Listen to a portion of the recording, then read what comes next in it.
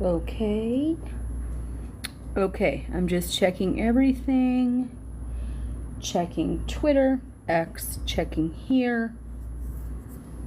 Getting everything ready. Taking a drink.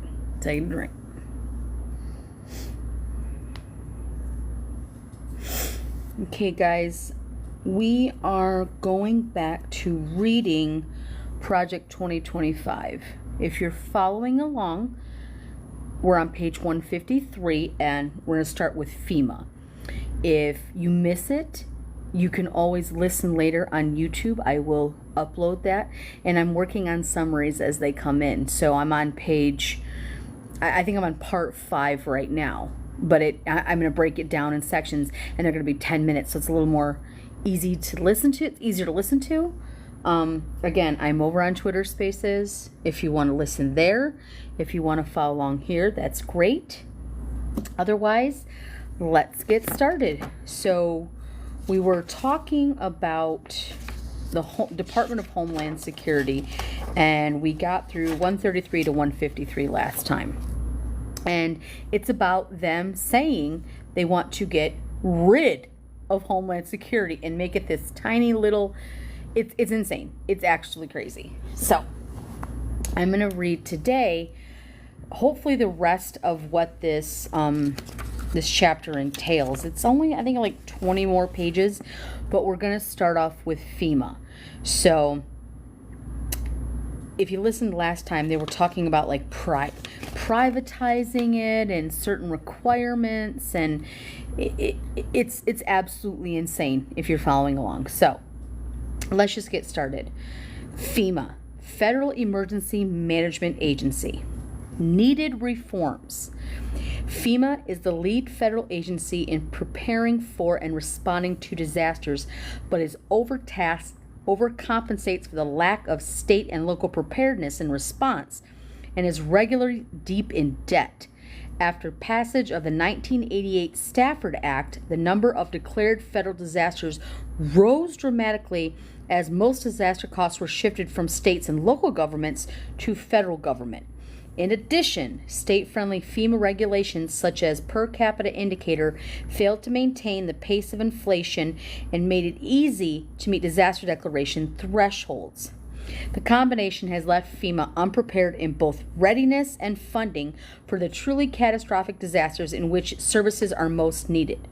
Reform of FEMA requires a greater emphasis on federalism and state and local preparedness, leaving FEMA to focus on large, widespread disasters. It always is large and widespread disasters. Do you really believe that people would call in FEMA if they didn't need to?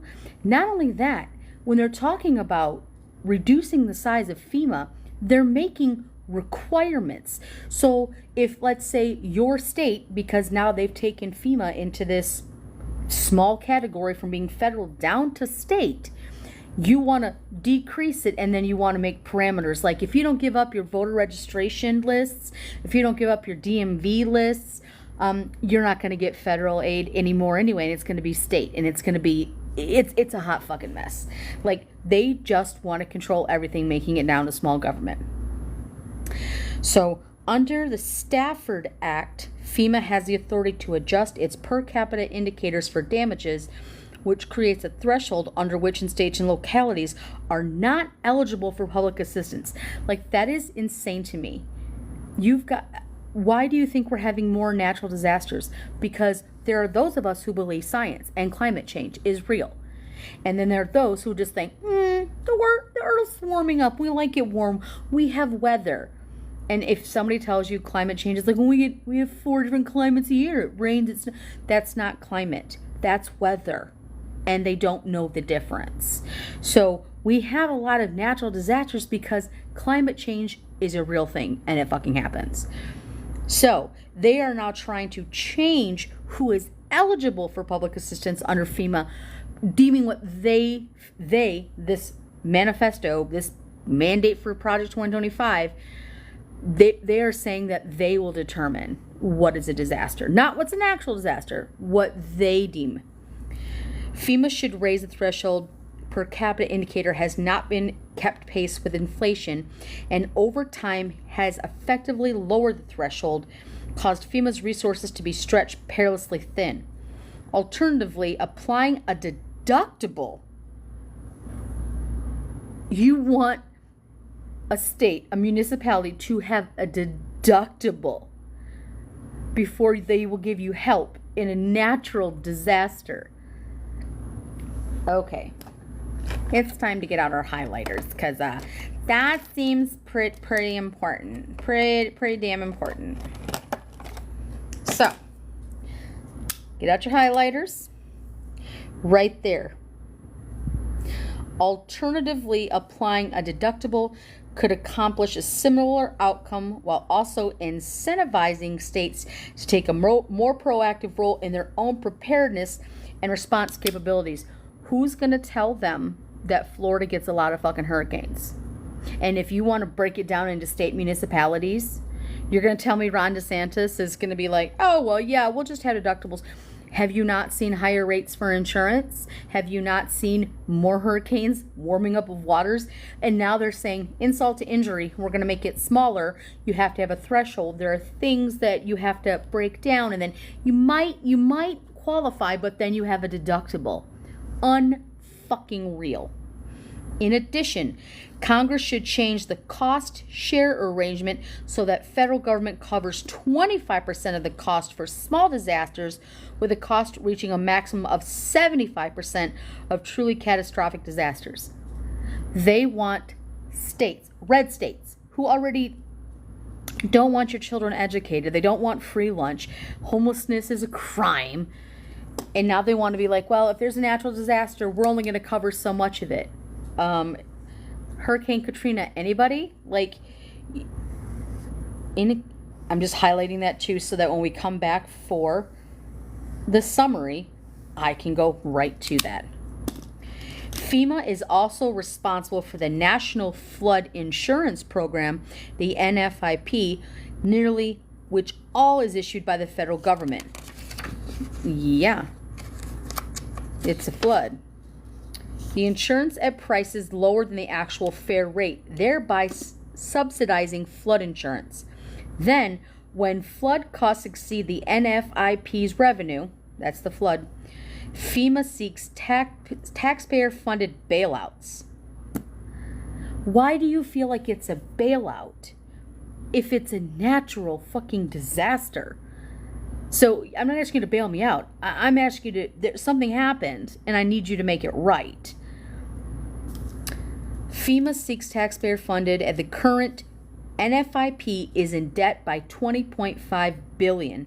And in 2017, Congress canceled $16 billion in debt when FEMA reached its borrowing authority limit.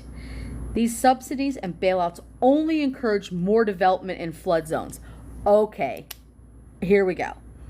Encourage development in flood zones, increasing the potential loss to both the NFIP and the taxpayer. So they're saying people purposely live in areas or develop areas that are going to flood, so when shit fucks up, they're able to, we'll let the government take care of it because we built. It doesn't even make sense. But we're going to highlight that one too. Canceled. These subsidies, bailouts encourage more development in flood zones. Nobody is encouraging development in flood zones. You want to know who's encouraging development in flood zones? Go look at South Florida. Go follow Florida Gone Rogue. She's amazing. She has lived in and around the Keys always. She's in that industry, and she will tell you all of the rich fucks in South Florida. Keep building. Those you're building on a bog. It's water. Florida's going to be underwater. And she'll tell you that people just don't care. Like they literally had a flood in Florida. Is it Naples? I think it is. And it's the Groves. It's whatever that really hoity-toity area is. They had a flood and they put a chain link fence around it. Like, sir, you are digging into the ground. Water is coming up and you don't want it to exist. So your answer was to put a fucking gate around.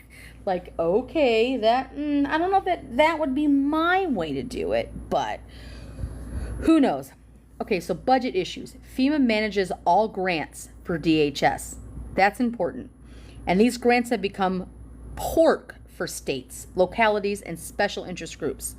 Since 2002, DHS and FEMA have provided more than $56 billion in preparedness grants for state, local, tribal, and territorial governments. For fiscal year 2023, President Biden requested more than $3.5 billion for federal assistance grants. Funds provided under these programs do not provide measurable gains for preparedness or resiliency. Rather, more than objective needs, political interests appear to direct the flow of non-disaster funds. They're saying when Joe was requiring, hey, we need more money in these areas, they're like, that sounds political. I don't think they need it. Like, really? The principles of federalism should be upheld. These indicate that states better understand their unique needs and should bear the cost of their particularized programs. FEMA employees in Washington should not determine how billions of federal dollars should be awarded to train local law enforcement officers in Texas, harden cybersecurity infrastructure in Utah, or supplement migrant shelters in Arizona.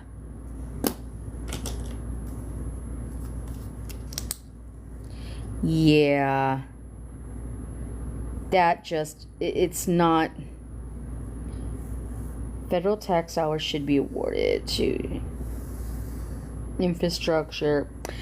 DHS should not be in the business of handing out federal dollars. Department of Homeland Security should not be in the business of handing out federal funds. These grants should be terminated. Accompanying these, however, will require action by members of Congress who repeatedly vote to fund grants for political reasons. The transition should focus on building resilience and return on investments in line with real threats. Anytime FEMA has been called in, it's a real threat. This isn't just like, oh, it was a thunderstorm. That's not how that works. But that's how they're going to make you think it works, and it absolutely does not. Personnel. FEMA currently has 4 state Senate confirmed positions. Only the administrators should be confirmed by the Senate. Other political leadership need not be confirmed by the Senate. Additionally, FEMA's springing cabinet position should be eliminated, as this creates significant unnecessary challenges to the functioning of the whole of DHS at points when coordinated responses are most needed. That is important. So when they're talking about the personnel for FEMA, there are 4 state Senate confirmed positions, right? 4 Senate confirmed positions.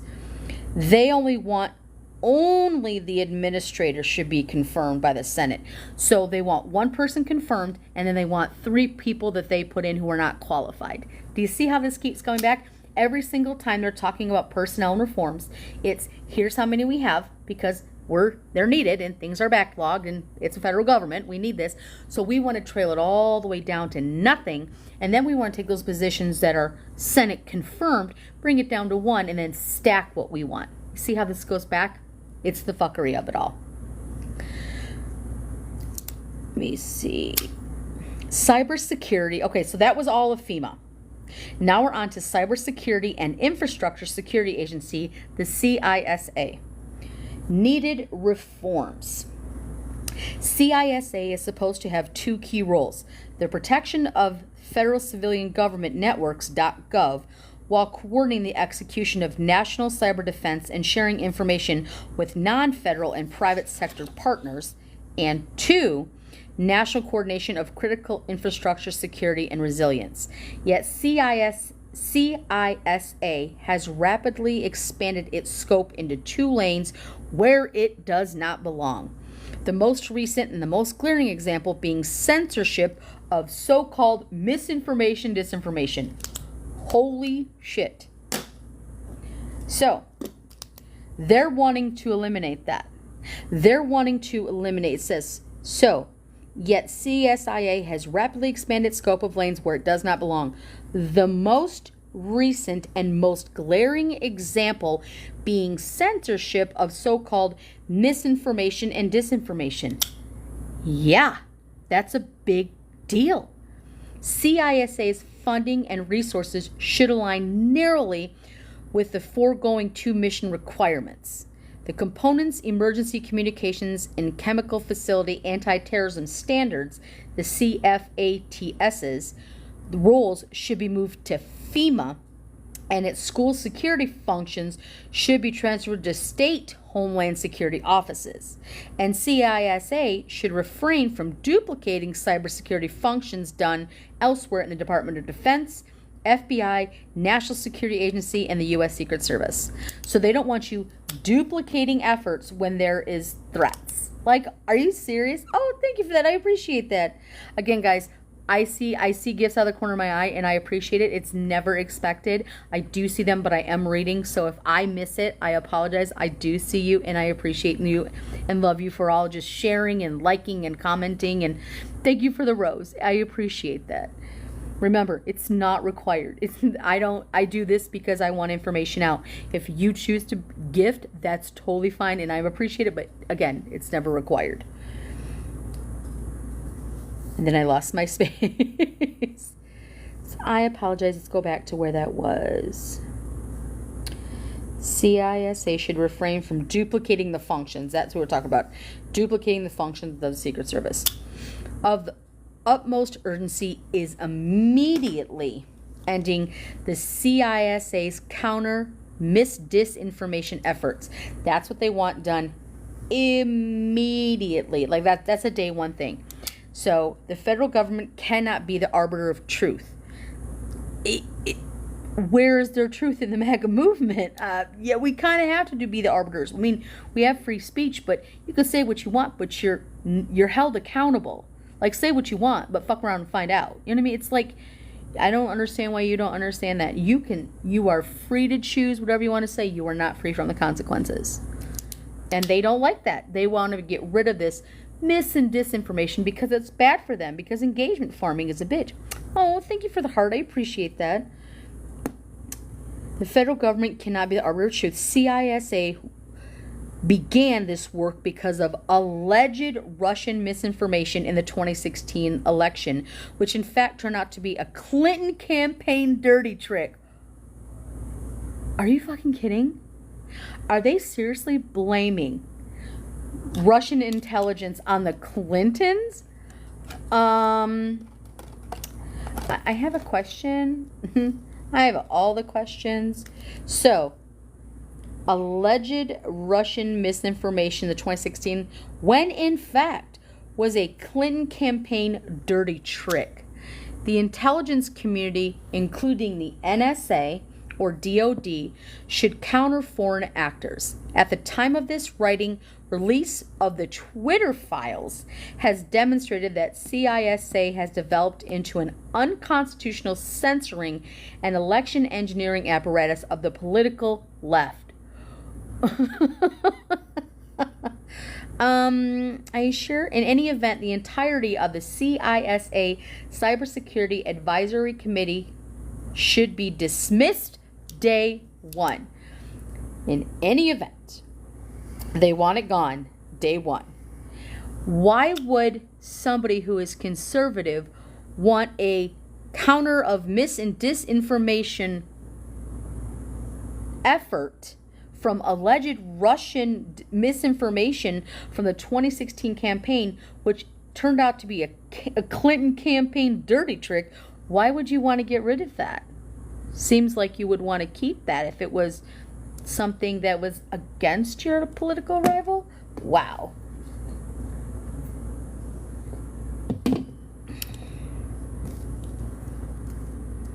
For election security, CISA should help states and localities assess whether they have good cyber hygiene in their hardware and software and preparedness for an election, but nothing more. This is the value of smaller localities, particularly by flagging who is attacking their websites. CISA should not be significantly evolved closer to an election, nor should it participate in messaging or propaganda. Saying something is false is not propaganda. It's a fact or it's not. It's a truth or it's a lie. Just get rid of it all. Now we're on to the U.S. Coast Guard, the USCG. Needed reforms. The U.S. Coast Guard fleet should be sized to the needs of great power competition, specifically focusing efforts and investments on protecting U.S. waters, all while seeking to find, where feasible, more economical ways to perform USCG missions. The scope of the Coast Guard's mission needs to be focused on protecting U.S. resources in the interest of its home waters, specifically its executive economic zone, that is 200 miles from shore. The USCG's budget should address the growing demand for it to address an increasing threat from the Chinese fishing fleet in home waters, as well as narcotics and migrant flows in the Caribbean and Eastern Pacific. Doing this will require reversing years of shortfalls in shipbuilding, maintenance, and upgrades of shore facilities, as well as seeking more cost-effectively ship and facility designs. In wartime, the USCG supports the Navy, but has limited capability and capacity to support wartime missions outside of home waters. Everything they keep talking about with the military, they want more money for defense. But all these little subsidiaries they want to take the money from, give stress tests to, have thresholds for, have disqualifiers about, making it to state municipalities, getting rid of what they call mis and disinformation on a federal level, put it back on the state localities. But they still want to prop up all of our military efforts, but still not give a shit about our military. Like, they want the arms, they want the numbers, they want the ships, they want all of that. But they don't want to do shit with their soldiers after or during, especially those who have families. We have the biggest budget of, I think our next top 11 allies of a defense budget. It's that freaking big. And you want to keep stripping everything away to basically make your own little freaking Gestapo type military. It's what they want, but they don't want to take care of you, but they want to force you into it. It gets crazier. New policies. The Coast Guard's mission should set to scale down to match congressional budgeting in the long term, with any increased funding going to acquisitions based on an updated fleet mix analysis. The current shipbuilding plan is insufficient based on USCG analysis, and the necessary numbers of planned offshore patrol cutters and national security cutters are not supported by congressional budgets. The Coast Guard should be required to submit to Congress a long-range shipbuilding plan modeled on the Navy's 30-year shipbuilding plan. Ideally, this should become part of the Navy's plan in the new comprehensive naval long-range shipbuilding plan to better ensure coherency of the service's requirements. Outside of the home waters and following the Caribbean and Eastern Pacific, the Coast Guard should prioritize limited resources to the nation's expanse Pacific waters to counter growing Chinese influence and encroachment. Expansion of facilities in the American Samoa and basing off cutters, there is one step clear in this direction and should be accelerated. Looking to free associating states, Palau and the Federated States of Micronesia and the Republic of the Marshall Islands, for enhanced and persistent presence, assuming adequate congressional funding is such another step. So they've talked about this. They want to place military, I believe it's called the force design plan. They want to put military in all of these little outlining islands, but they don't have any way to resupply them if something happens. They just don't. Where do we go? Another step.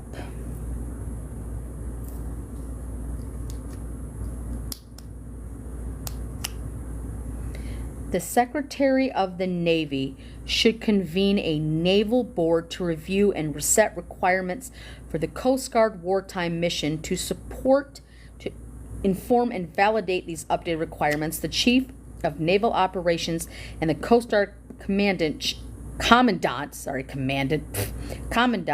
should execute and dedicated annual joint wartime drills focused on the USCG's wartime mission in the Pacific. The money for these activities should be allocated from the DoD. An interagency maritime coordination office focused on developing and overseeing comprehensive efforts to advance the nation's maritime interest and increase its military and commercial competitiveness should be established. Given the USCG's history of underfunded missions, if the Coast Guard is to continue to maintain the Arctic mission, money to do so adequately will be required over and above the current funding levels. Consideration should be given to shifting the Arctic mission to the Navy. Either way, the Arctic mission should be closely coordinated with our Canadian, Danish, and other allies. Personnel. One second.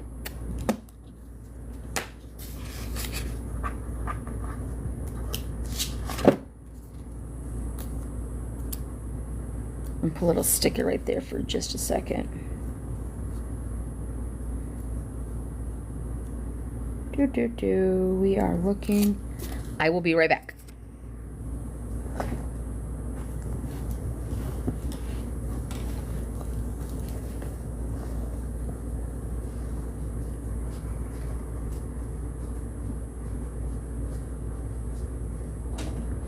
It's 12:30. I didn't hear you. I'm so glad I just went through, okay?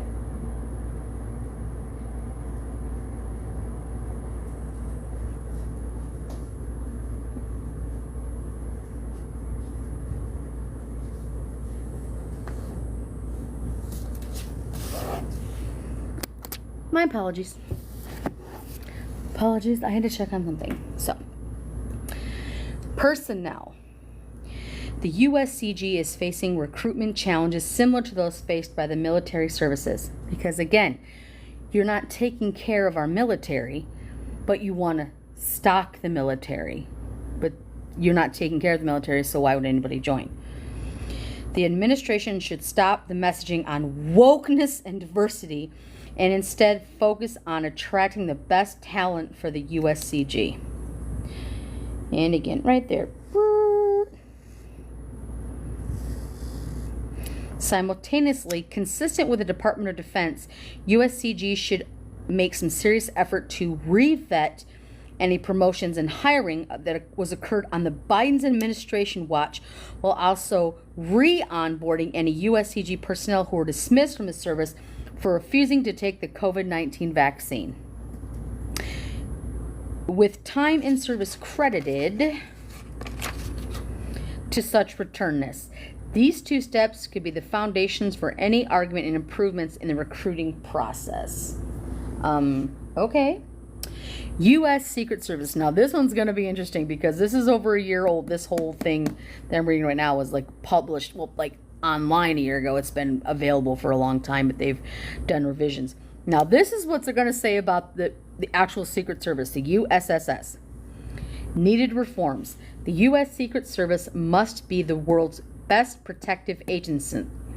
Currently, the agency is distracted by its dual mission of protection and financial investigations. The result has been a long series of high-profile embarrassments and security failures, perhaps most notably when allowing then Vice President-elect Kamala Harris to be inside the Democratic National Committee office on January 6 while a pipe bomb was outside. Who placed it? Why has there still not been information regarding that? So I'm glad that they feel that that was absolutely necessary, because you should find out who that pipe bomber was, right? Right? Like, who wears a gray hoodie and rhymes with MTG? I'm just saying. It's never been proven, but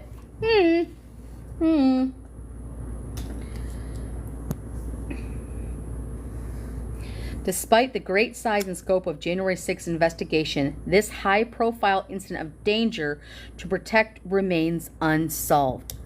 The call is coming from inside the house. So,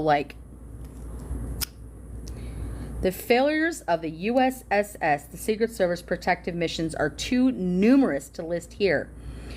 In December 2015, bipartisan report from the House Oversight Committee listed dozens of such incidents as were needed recommendations for reform. This chapter adopts those findings and recommendations in a whole, especially the findings that the Secret Service's dual mission structure detracts from the agency's protective capabilities. At the time of that report, Secret Service agents spent only 1/3 of their working hours on protection-related activities as opposed to investigative activities. Secret Service established initially to investigate counterfeit currency, which is true. That's what the whole Secret Service was about. It was investing counterfeit. But its mission has evolved over decades to prioritize electronic financial crimes. For example, as this chapter was being written, all 15 of the USS's most wanted individuals were wanted for financial crimes, many of them international in nature. Notably, the last head of the agency left not for a protection-related job, but to be the chief security officer of social media company Snapchat. This is a pattern that has developed over the years, where agents seeking to burnish their online financial crimes credentials to secure corporate security jobs. Coupled with some of the lowest morale in the federal government, the agency has completely lost the primacy of its protective mission. New policies. The USSS should transfer to the Department of Justice and the Department of Treasury investigations all investigations that are not related to its protective function. So, yeah, that seems should transfer.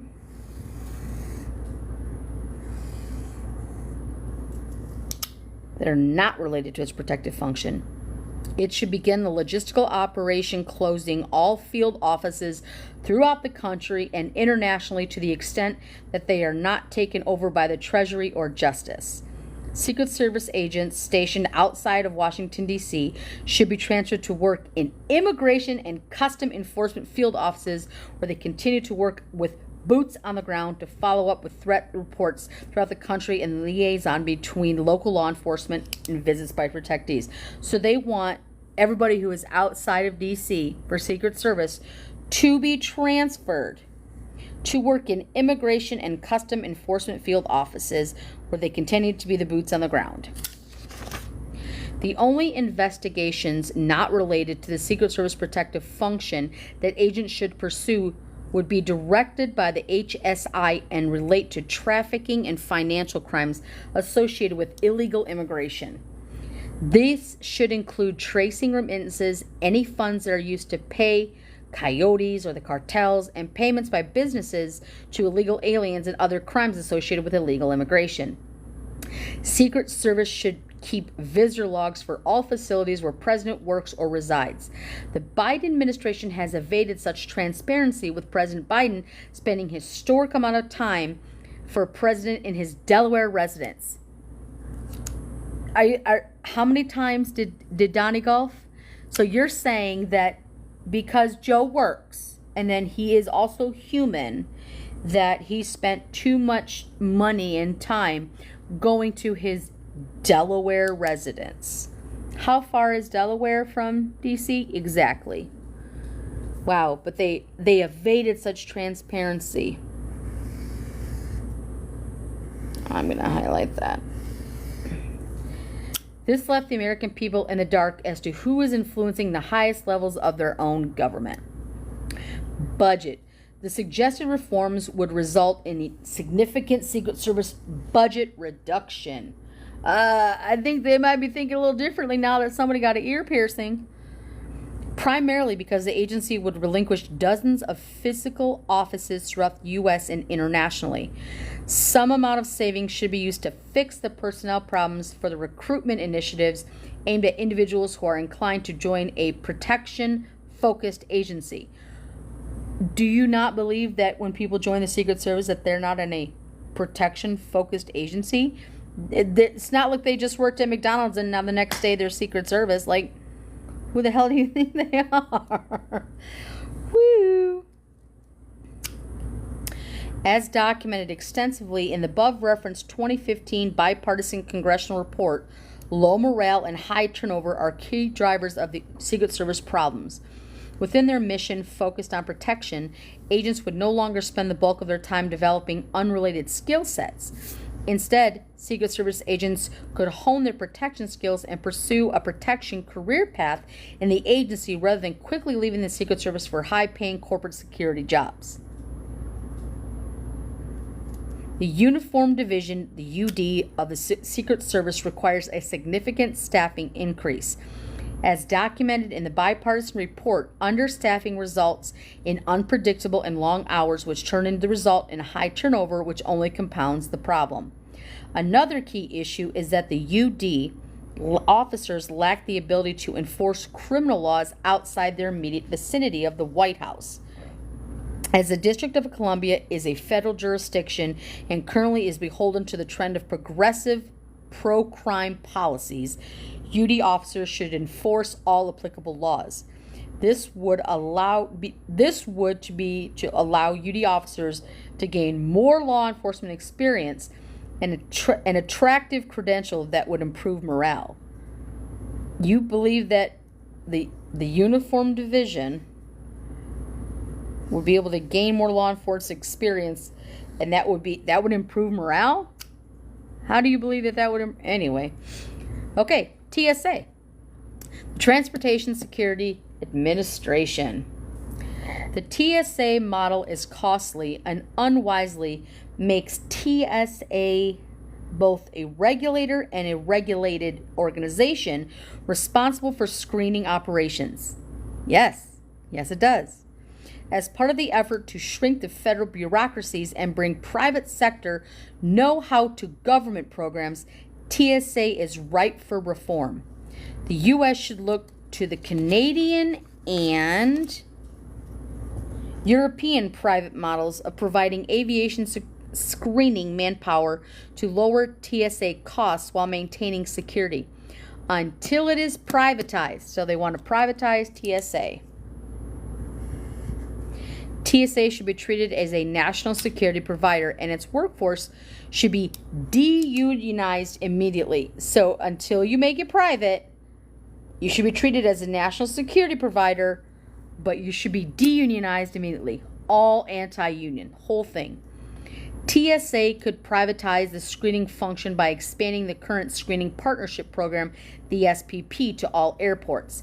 TSA would turn screening operations over to the airports that would choose security contractors that met TSA regulations and would oversee the test airports for compliance.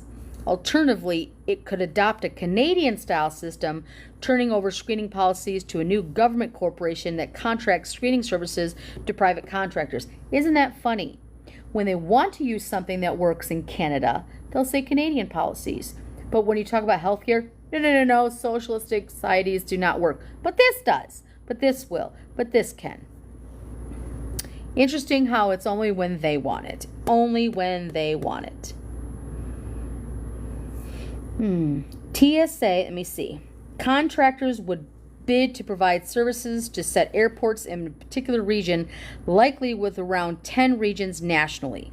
TSA would continue to set security regulations and test airports for compliance, and the new corporation would establish any operating procedures for customer service standards. With either model, the intelligence function for domestic patterns should remain within the U.S. government. The federal government should expect to save 15 to 20% from the existing aviation screening budget, but saving could be significantly larger. Service to travelers should also improve. The Management Directorate, the MGMT. The Management Directorate is unnecessarily large because each individual component also maintains its own respective management office. Too much overlap and red tape exists between the headquarters HQ and the component regard to such functions as hiring, information technology, and procurement. Finance is unique given that the HQ needs to address reprogramming and component budgets to roll up on all department budgets. The directorate requires intense reform from the specifics, which should be further addressed given its expansive nature. The front office, the FO, immediately placed into small teams of advisors with deep understanding of operational management, but who have experience in government because it will be needed to understand the nuances of the reduction in force, the RAF, appropriation hurdles when dealing with U.S. government reorganization, etc., to sit on the MGMT FO reporting to the Secretary, ultimately either an S1 or S2. One of these advisors should understand that the U.S. government employment law be prepared to relocate personnel and downsize offices accordingly. This includes reverting to the original understanding of the function of individuals appointed to the senior executive service, competent managers who can rely capably with any subject matter in any location. Over the first few months of the administration, the advisor's role should be to assess what structural and procedural changes are appropriate. They should dissect the current standing of management directives, just highlighting, and their appropriate processes in place of implement and or change them. The Office of the Chief Human Capital Officer's process and procedures, hurdles to the Office of the Chief Procurement Officer's procurement of initiative technology, and the facilities plan, including the consolidation into St. Elizabeth's campus. They should be prepared to help implement any end of unionization, right there. They should be there to help implement end to any unionization of the DHS component's response to executive order pursuant to 5 U.S.C. 7103. The Office of the Chief Financial Officer, the OCFO. DH responsibilities to work with Congress have been split between the Office of Legislative Affairs, the OLA, and the OCFO. OLA deals with authorizing committees on policy issues, and the OCFO works with the Appropriations Committee on budget planning, execution, and reprogramming. This split creates communication and visibility issues within DHS and inconsistency in answers to Congress. This is not the only issue within HQ model, but is also throughout the components. Either appropriations personnel should be moved to the OLA, and there must be a dotted line reporting structure to the OCFO, or a policy that the OLA personnel must be included in communications to Congress should be implemented. To avoid answer shopping by congressional staff, particularly appropriations staff, all budget communications from the OCFO, including from the CFO, him or herself, should be first provided to the director of OLA to ensure consistency of information, messaging, and answers. This may be deemed awkward given that the OCFO is a Senate-confirmed position, but is necessary to avoid inaccuracies with inconsistent messaging. Answer shopping. OFCO, Director of the OLA.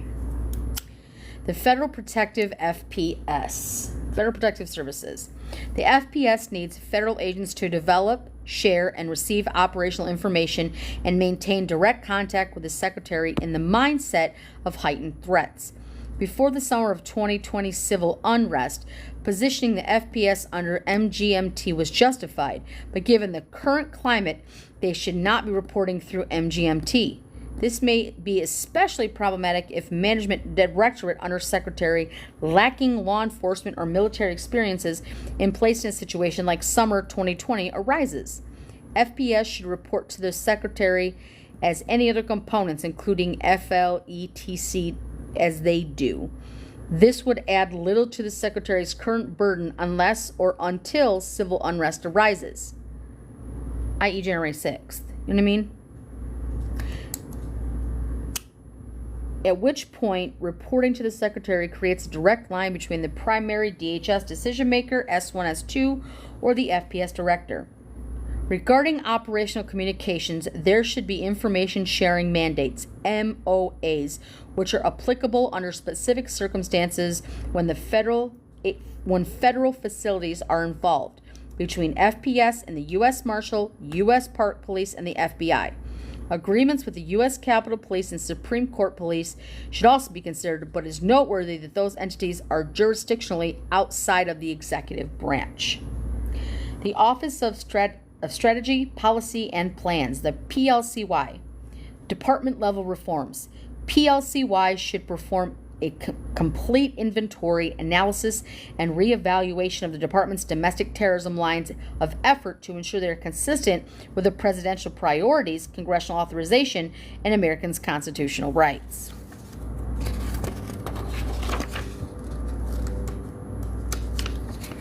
Turn the page. PLCY should likewise do a complete inventory, analysis, and evaluation of any of the department's works in coordination with social media outlets to censor or otherwise change or affect Americans' speech.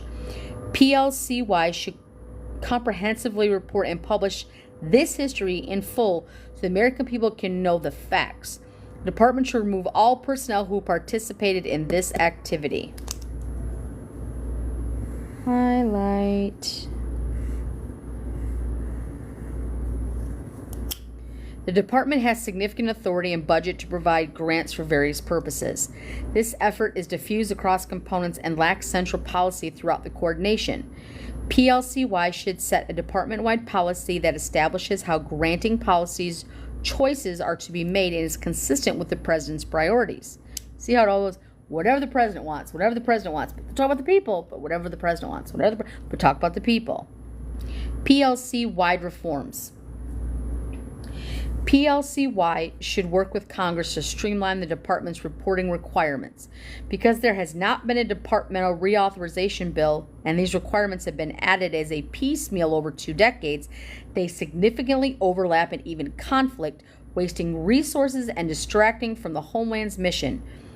PLCY should seek the elimination of the Quadrennial Homeland Security Review. What in the hell is that? The Quadrennial Homeland Security Review. Area issue reforms. PLCY should bolster its immigration statistics program and make it one-stop shop for the timely production of all department immigration statistics and analysis. Okay, the Office of Intelligence and Analysis, I&A. The Office of Intelligence and Analysis should be eliminated. Well, that's right off the bat. The Office of Intelligence and Analysis should be eliminated because it has not added value and because it has been weaponized for domestic political purposes. The intelligence community, IC, already provides raw intelligence to the DHS components. In addition, the FBI, National Counterterrorism, and other agencies will necessarily already provide holistic threat assessments, produce products for the federal, state, local, tribal, and territorial governments, as well as private sector entities at both the classified and unclassified levels where appropriate. I&A's work as an interlocutor between IC and DHS components, individual intelligence operations on the one hand, and government with the private sector on the other, as well as between the IC and the components, it is at best duplicative. At worst, it is used and discussed in the media as a political tool, resulting in more harm than good to the U.S. government as the IC and writ large. The Cybersecurity and Infrastructure Security Agency, which is not a member of the IC, should create cyber intelligence products in a collaborative fashion with the national security agencies and U.S. Cyber Command. Such efforts would lead to a timelier, usable, classified, and unclassified products for stakeholders that exceed the quality and capability of the IA's efforts. The same principle applies to other components as well. CBP, TSA, etc. all have their own intelligence operations and are better situated with the subject matter experts to make their own assessments. The National Operations Center, the NOC, within the Office of Operation Coordination, the OPS, should absorb those select I&A functions and tactically proficient personnel that need to be maintained. For example, technical support to the National Vetting Center. The remainder of I&A should be eliminated. The OPS entity should maintain IC status, and the only intelligence mission should be provide situational awareness and dissemination of operational information or raw intelligence, no analysis or products, at classified and unclassified levels to executive leadership across the department, not outside of DHS. Needed reforms. Office of the General, OGC, Counsel. The OGC should advise principals on how DHS can execute its mission within the law instead of advising principals as to why they cannot regulate and execute regulations, policies, and programs. That's the needed reform. OG should advise principals on how DHS can execute its mission within the law instead of advising principals as to why they cannot execute regulations, policies, and programs. Instead of each component's chief counsel reporting to the headquarters general counsel with a solid line and indirectly to his or her component head with a dotted line, the accountability should be reversed. Due to the different missions throughout the department, the components can better manage the legal issues of their specific missions than headquarters can. Thus, the chief counsel or equivalent of each component should report directly to the component head, report indirectly to the DHS General Counsel, and be accountable to the component head. The report to the General Counsel is to ensure consistency of advice across DHS. OG should hire significantly more Schedule C/political appointees who in turn supervise career staff and manage their own output. DHS's mission is politically charged, and the legal function cannot be allowed to thwart the administration's agenda by providing stilted or erroneous legal positions within decision making. Highlight that.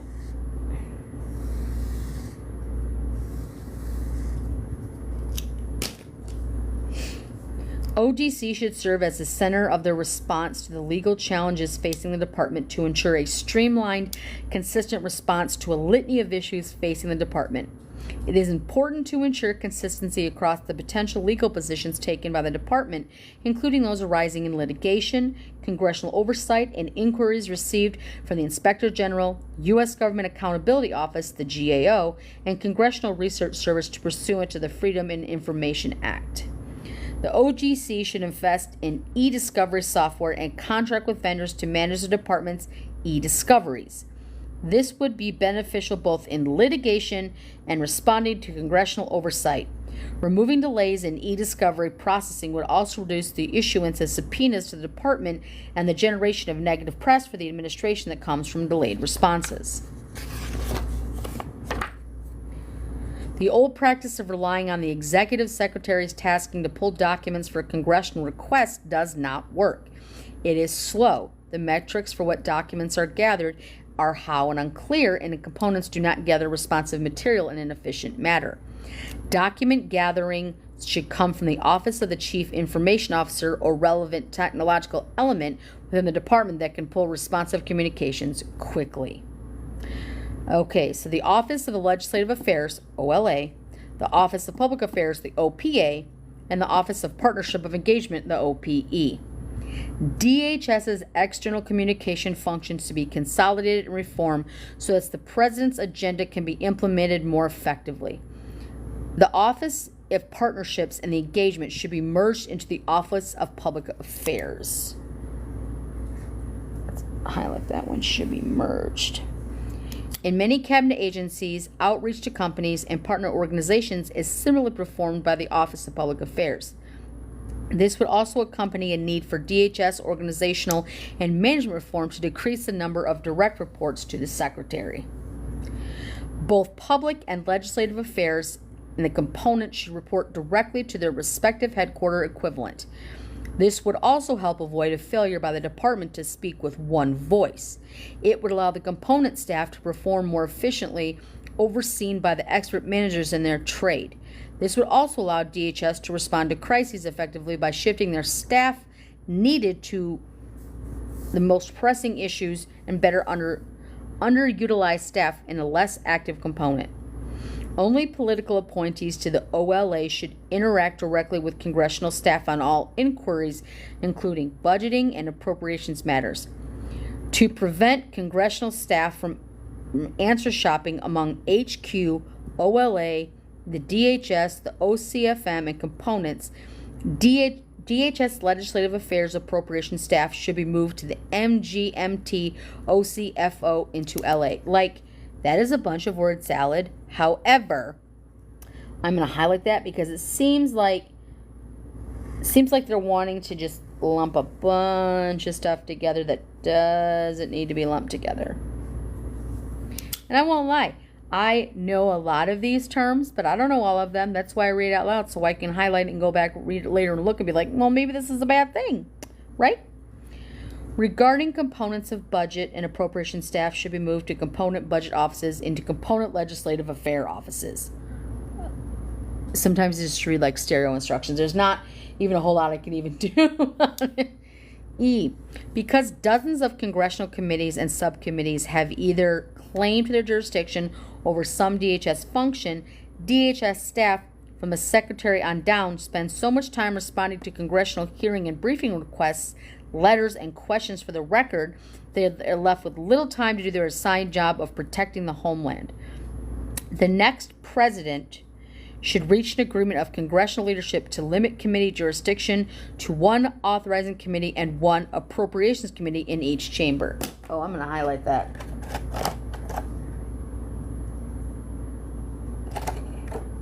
I'm going to highlight that one.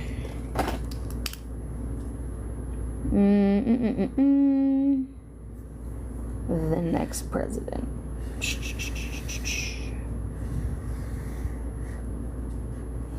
If congressional leadership will not limit their committee's jurisdiction over DHS, DHS should identify one authorizing and appropriations committee in each chamber and answer only to it. To focus more precisely on the DHS mission, OLA staff should identify outdated and needless congressional reporting requirements and notify Congress that DHS will cease on reporting on such matters. For other congressional reports, the OLA should implement at sunset date so that Congress must demonstrate the need for both specific data. In both OPA and OLA, a change in mission and culture is needed. The clients of both components of the President and Secretary, not the media, external organizations, or Congress. OPA and OLA should change from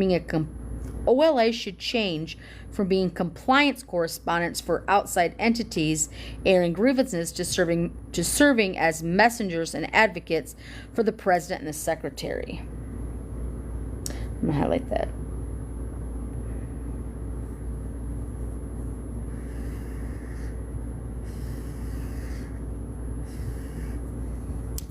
The Office of Operations Coordination, the OPS.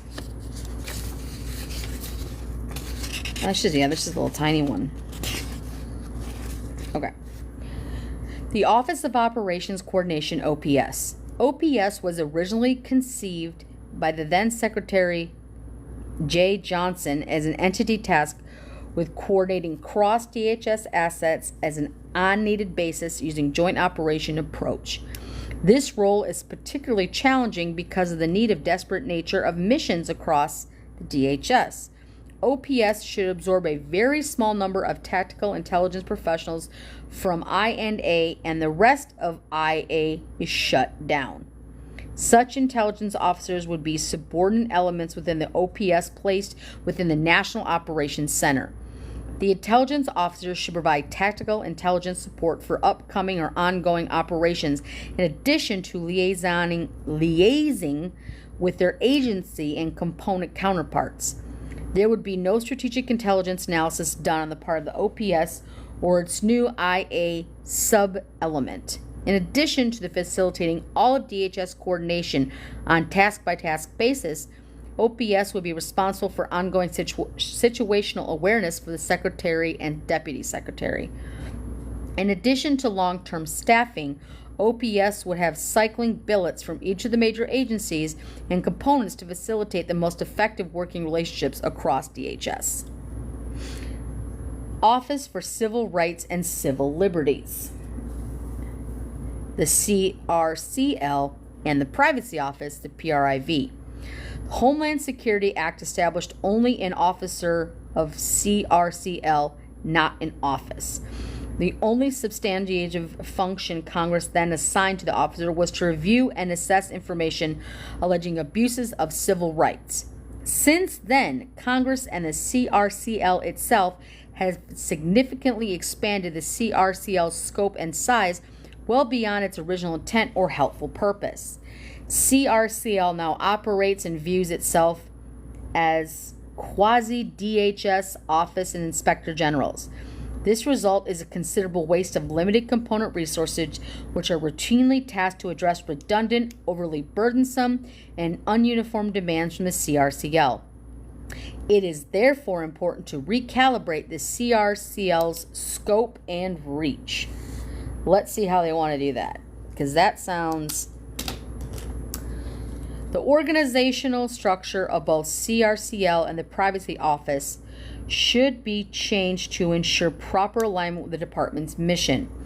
The Office of General Counsel should absorb, there we go, the Office of General Counsel should absorb both CRCL's and the PRIV's necessary functions and staff. Although the CRCL officers and the Freedom of Information Act officer privacy officers are statutory, their offices are not mandatory. So they're saying the Freedom of Information Act office and their officers, it's not mandatory. CRCL and PRIV officers and employees should report to the Deputy General Counsel, who would be a political appointee. The CRCL officer should focus on equal employment opportunity compliance, the EEO, and the civil liberties function to investigate matters only within the headquarters or support components. Operational components civil liberties officers should investigate incidences regarding their own agencies. The CRCL officers should ensure that all civil liberties or civil rights complaints are sent to the Office Inspector General, the OIG, for review. If the OIG chooses not to investigate, the CRCL officer should only provide supportive information on possible course of action for complaints. Why would the OIG choose not to investigate for a CRCL officer? That's interesting. The PRIV officer and I think it's called FOIA, from Freedom of Information Act. FOIA should focus on FOIA, privacy compliance policy, and privacy incident response. The Deputy General Counsel should provide guidance to the DHS regarding privacy compliance and privacy incident response to ensure that only U.S. persons and lawful permanent residents are provided protections as required by the Privacy Act. All DHS issuance should be updated to reflect the DHS protects and privacy of individuals acquired by the Privacy Act. Wow. Deputy General should provide guidance to ensure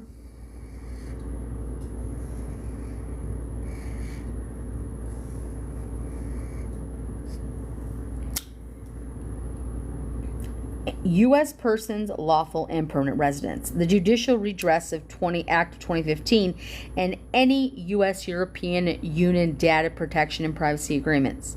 Because of the lack of public trust in the Office of Intelligence and Analysis, CRCL and PRIV staff should no longer review intelligence products or provide guidance on any intelligence products or reports. Red flag. CRL and PRV should no longer review intelligence products or guidance issues on the reports. A consistent, clear, and singular message is necessary for DHS's mission. Therefore, all communications and or messagings and meetings with any federal, state, or local non-government groups should be limited to the Deputy General Counsel. In addition, given the narrower scope of work, OGC should disband the outside advisory boards for more than 50 working groups in which CRCL and PRIV currently participate. Finally, CRCL and PRIV should no longer issue bulletins or periodicals. So, don't issue bulletins or periodicals. In addition, narrow the scope of work, disband the outside advisory boards of more than 50 groups. Okay, the Office of Immigration Detention Ombudsman, the OIDO, and the Office of Citizenship and the Migration Services of the Ombudsman, CISOMB.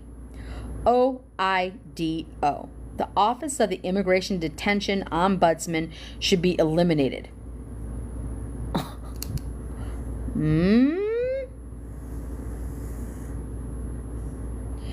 This requires statutory charge in the Section 106 of the Consolidation Appropriations Act of 2020.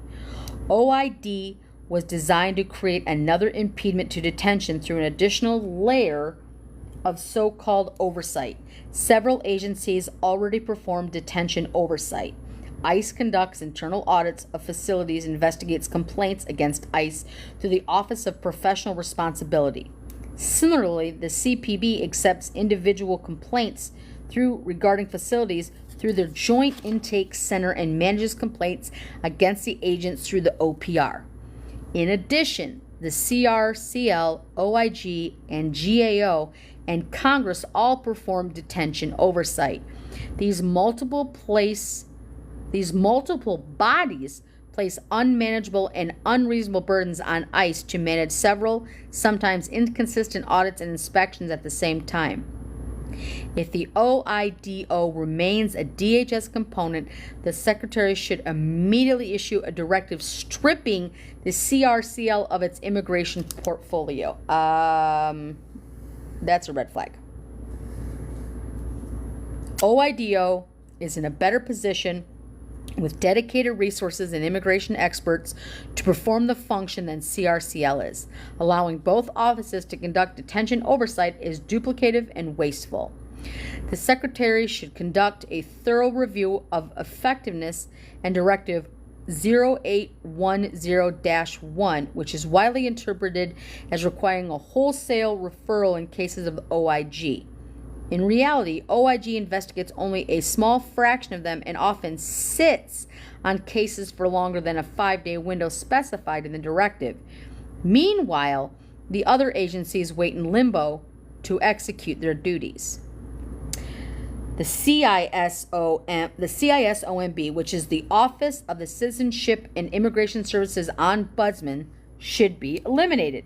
They're talking about both of these as being eliminated. So eliminate the Office of the Department of the Office of the Citizenship and Immigration Service Ombudsman, and the Office of Immigration Detention Ombudsman. They want them gone. They want to completely eliminate them. The DHS bureaucracy is too large. The Secretary has too many direct reports.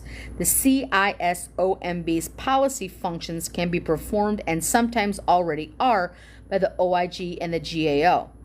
This specialized case work can be moved to the USCIS as a special unit, much like the IRS taxpayer advocate would require statutory changes into Section 452 of the Homeland Security Act of 2002. If the CISOMB continues as a DHS component, a policy should be issued that prohibits the CISOMB from assisting illegal aliens to obtain benefits.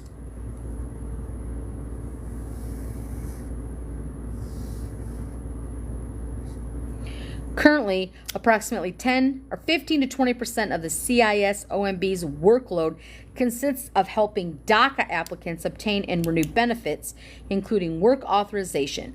This is not the role of the Ombudsman. In addition, the government should be a neutral adjudicator, not an advocate for illegal aliens. So they want to just absolutely shit on DACA.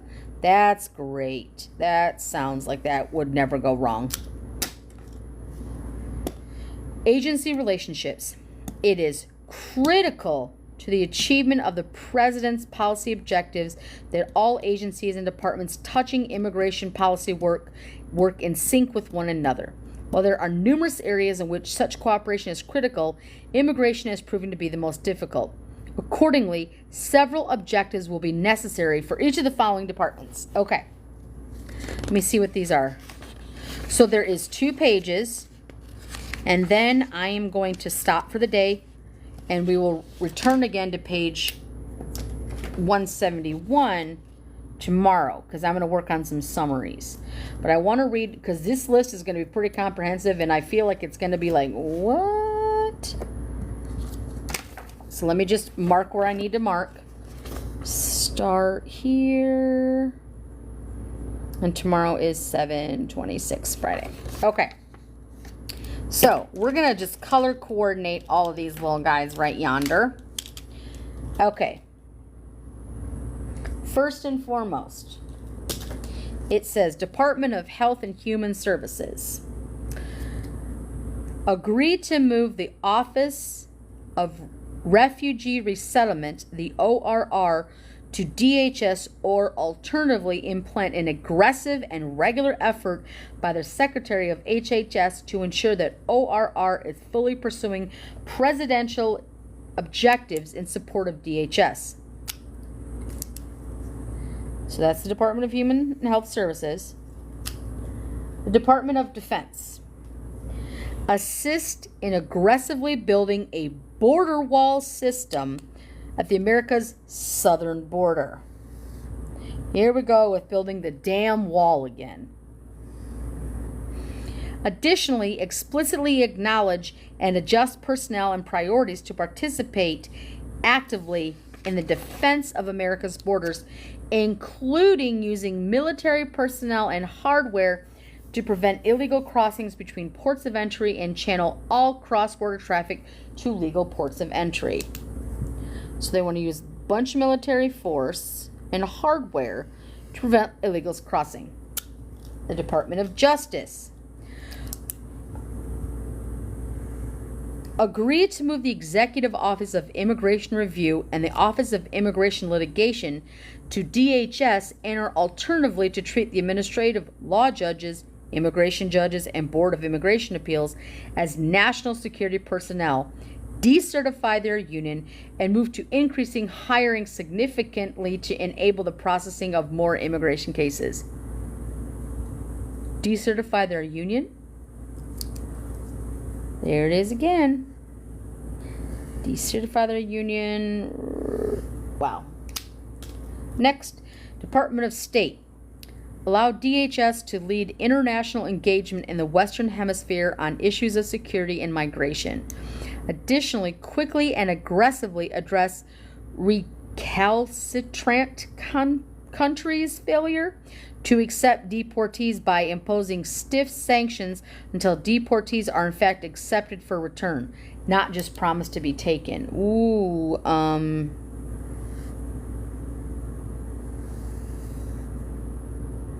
Recalcitrant counties. So if they're not accepted, just not a promise to be taken in. Okay. Department of Housing and Urban Development. Ensure that only U.S. citizens and lawful permanent residents utilize or occupy federally subsidized housing. Department of Education. Department of Education. Deny loan access to any of those who are not U.S. citizens or lawful permanent residents, and deny loan access to students at schools that provide in-state tuition to illegal aliens. Wow. Deny loan access. Department of Labor. Eliminate 2 of 4 of the lowest wage levels for foreign workers. Department of the Treasury. Implement all necessary regulations both to equalize taxes between American citizens and working visa holders to provide DHS with all tax information of illegal aliens expeditiously as possible. And finally, the intelligence community. Cooperate in the shrinking or elimination of the IA role in IC while replacing it with CPB and HSI representation to the IC. So that, my friends, was page 153. And again, we don't read the bibliographies and stuff. So that's going to take us all the way to page 170. 153 to 170. We got a lot done today. That's incredible. I am stoked about that. Because then we can start on the Department of State. So the Department of State, let's see how long this chapter is. Because it's section 6.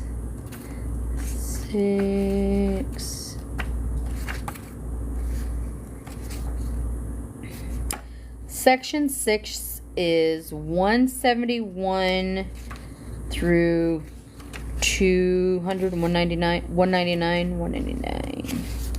It's like 190, 198, I think, is the start of the bibliography. Yeah. So 171 to 197. Let me see. Is it? Yeah, that might be something I can actually get through all the way tomorrow, so that we could. My goal is to be done with section 6 tomorrow, so that we can go on to section 7. Cause whoo, she's starting to heat up. I'm gonna tell you what. They're getting through all the boring shit, but then they're getting on to like public interest, bias, firewall saga, importance of space. Like, wait till you hear about overtime pay and the Sabbath and covenant marriages and ending no-fault divorce. Wait till you hear about all that. And you still say that you want to vote for the Cheeto. That's fucking great. Because honestly, he's just a pawn in their game. He doesn't eat. He's a body who just is a narcissist that they've taken on. And I'm going to tell you right now, he's not going to win. It's not going to happen. If you come back here in January, on the 6th, we will be like ready to be like, here's the electoral count, and then on January 2025, you're like, here you go, here's Kamala. It's not gonna be him. I'm sorry to disappoint you, but he doesn't have it. He doesn't have the votes. He doesn't have any of it. He has his MAGA chuds. He does. He has people who will follow him into hell because they've been gaslit into oblivion, but he doesn't have the votes. He does not have the votes, period. And he is the old man in this fight now. And even he is regretting his VP pick. You're not seeing the infighting on this side. They're going to keep coming at Kamala.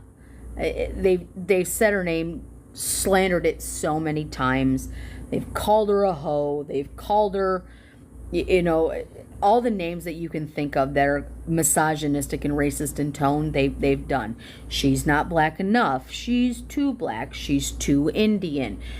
Somebody actually the other day said she's the oldest female president ever to be elected. No shit, because she's the only female president to have been elected. So yeah, she would be the oldest. I mean, I don't understand what people don't get. Yeah, well, she's gonna be and she laughs. That is so funny to me. Like, I think we should start like a duet here where I just start laughing and people just keep duetting it. And it's just all these women just cackling at them and laughing because all they have is, she dated Montel. Okay. She's married to Doug. She's not a mother. She's a stepmother.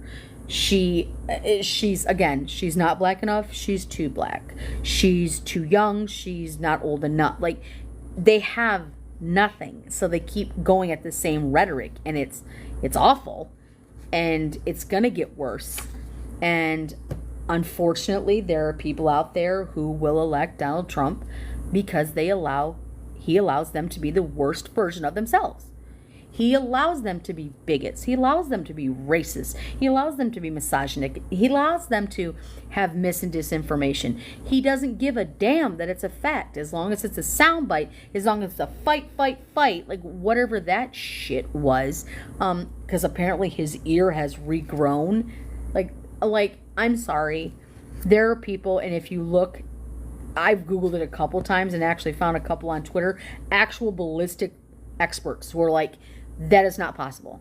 That is not a gun. That is not a gun that hit his ear. It's not. Was it like a pew-pew that hit that firefighter in the stands? Absolutely. But what hit his ear? No. They said he would have had a concussion. He would have had a neck injury. He would have had whiplash. He would have had like tinnitus. It would have been, it doesn't, the way that the actual bullet would have spiraled to him, that would have not nicked in that way in any way, shape, or form. And these are ballistic experts. Like, I won't act like I know all the ballistics, like what that's talking about, but they're like, it's not possible. It's not possible. It was a stunt. It's not possible. Period. And for him to wear that stupid ass fucking maxi pad on his ear and then that damn little band-aid to try to gain any vantage point was hilarious. It was so ridiculous. And then, oh, unity, we're the unity party. I'm a changed man. And then when Joe was like, fuck it, peace, I'm out. And now it's Kamala. Oh, now we're back to the narcissist who is not so much for unity. He's losing his fucking mind. And I mean, it's actually a great time. Like, this is going to be that time in history when people talk about things and you're going to see just how absolutely batshit the man was. I mean, I know people that no matter what you tell them, it doesn't matter. It doesn't matter. Trump is king, Trump is Lord, Trump is God, Trump is blah, blah, blah, blah, blah. And I'll never understand it. All these people who donate to him, all these people who buy things for him, all these people who will literally talk shit about my height, weight, looks, teeth, that I'm a lesbian with cats. I'm straight and have no cats, and I've been married to the same man for 24 years, but I digress. It brings out the worst in humanity. He brings out the worst. He likes Schittler. He has told General Kelly he likes Schittler. He talks about Hannibal Lecter. Like, you think that this is a normal conversation. And for him to say he has absolutely no dog in the fight of this Project 2025, his name is listed over 300 times in this document. 17 of the people, of the biographies of 36 in the beginning, 17 have worked directly with or for Donald Trump. So you mean to tell me he absolutely has no idea? Oh, it's too... No, he's backpedaling because he knows he fucked up when he put Brett Kavanaugh and when he put Amy Coney Barrett into office, when he got them confirmed and pushed all the way the fuck through on his agenda. He knows he fucked up with women. He knows he fucked up with Roe. But see, now he's going to wishy-wash back and forth. It's going to be, we're going to hear all about the abortions after birth. No, motherfucker, that's called murder. Okay? Nobody's stupid. That's called murder. It's not an abortion after birth. Even to hear it out loud is stupid. But so many people, like Laura Loomer, is losing her ever-loving fucking mind. Not that she had it to begin with, but the way that she talks about people, especially over on Twitter, because she's been banned on many other platforms. Did you know that she had been banned from like Venmo and PayPal? Do you know how much of a heinous bitch you have got to be banned from a pay service? I do not know what people have sold their soul for or how much they have just taken out. But when you look at people like J.D. Vance, the couch fucker. I didn't say that. The couch fucker. Don't Google it. It's Hillbilly Elegy. That's his book. I can't unsee it. So we call him Sofa King Uncool. He's regretting his choice. He can't stand Trump, and yet he's his VP. Like, I don't know about you, but I probably wouldn't want to be the second in command to somebody I fucking hated. Like, they don't even have the same ideals in any respect. And JD was the owner of Rumble, one of the biggest misinformation anywhere. So them talking about wanting to eliminate within cybersecurity this I think it's the CSIA. I want to eliminate that. So for disinformation, bitch, what about Telegraph, Rumble, 4chan, all that shit? You're never going to regulate that, but you want to get rid of the departments that say, hey, this is bad? So yeah, let's talk about that for a second. I'm going to stop reading now because like my eyes are a little buggy. But take a drink. But the reason I read this is because it is very overwhelming. And a lot of it just reads like stereo instructions, and it's hard to be like, ugh, God. And again, run-on sentences. A lot of grammatically, it's not correct. So I don't know why anybody would have done that, but they did. But we're 170 pages through a 920-page document. So I just want to read the contents of of what we get to talk about. So we have gone through taking the reins of the government, which is section 1. Boom, boom, boom, boom. We've gone into section 2, the common defense. Boom, boom, boom, boom. And we're still in that. So common defense is section 2. Section 3 is the general welfare. And that one, I think we're going to start seeing, you're going to start seeing more things that maybe you would understand as far as comprehending. Like, I don't know all of the departments. OMBD, ISCD, CRI, PV, I don't know all the acronyms. But when they start talking about things like Department of Education, okay, Department of Agriculture, Department of Housing and Development, Transportation. Then we talk about the economy and independent regulatory agencies. So, and that's going to take us all the way through 900 and something. Like, then there's like the onward. But it just like, I've glanced over it before I actually purchased it. And I was just like, just going to like certain sections. Like, I'd see people say something like page 589, it talks about like overtime pay and how you're never going to get, your boss can just take away your overtime and make you work. Except if you can prove that, like, on the Sabbath, which is funny because they talk about like the Sabbath is Sunday, but it's derived from a Hebrew word of Shabbat, which is Saturday. And you'll see how they keep bringing it back.